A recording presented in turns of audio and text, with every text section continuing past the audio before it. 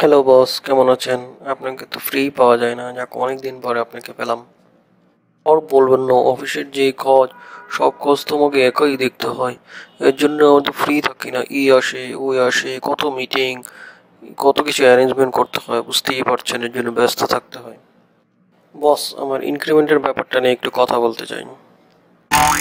হ্যাঁ, আপনার ইনক্রিমেন্টের বিষয়টা আমি জানি।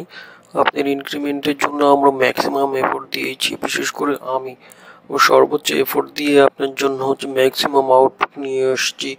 আপনি লোয়েস্টের দিক থেকে আপনি ম্যাক্সিমাম পেয়েছেন। কিন্তু বস, আমি যে পরিমাণে কাজ করি, যে পরিমাণে এফোর্ট দিই, সেই হিসাবে তো আমার ইনক্রিমেন্ট খুবই কম হয়েছে। অথচ যারা কাজ করে না, ঠিক মতো অফিসে আসেও না, সেরকম পারফরমেন্স ভালোও না, তাদের তো ইনক্রিমেন্ট বেশ ভালো হয়েছে। এই যেমন ধরেন সামির সাহেব, উনি অফিসে আসেও কম, কাজ করেও কম, তারপরে ওনার ইনক্রিমেন্ট হয়েছে 10%, আর আমার ইনক্রিমেন্ট দিয়েছেন 3%। কি বলেন, উনি কাজ করেন? ওনার জন্য মানুষজন আমার রুমে এসে খালি ওনাকে খুঁজেই যায়। উনি যদি কাজ না করে, ওনার যদি এত ইম্পর্টেন্স না থাকে, তাহলে কি আর কেউ ওনাকে খুঁজবে? বলেন তো আপনি এই বিষয়টা।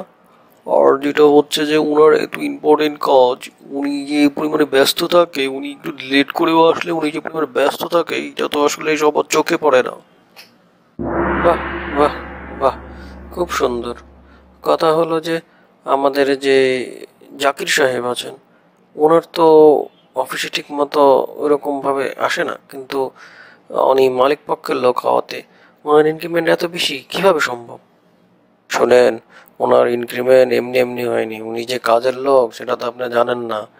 উনি অফিসে কে কি করে না করে, কি হয় না হয়, সব ইনফরমেশন আমার নামে, কে কি বলে না বলে, সব ইনফরমেশন আমাকে দেয়। উনি হচ্ছে অফিসের একমাত্র বিশ্বস্ত লোক। ওনার ইনক্রিমেন্ট বেশি হবে নাকি আপনার ইনক্রিমেন্ট হবে?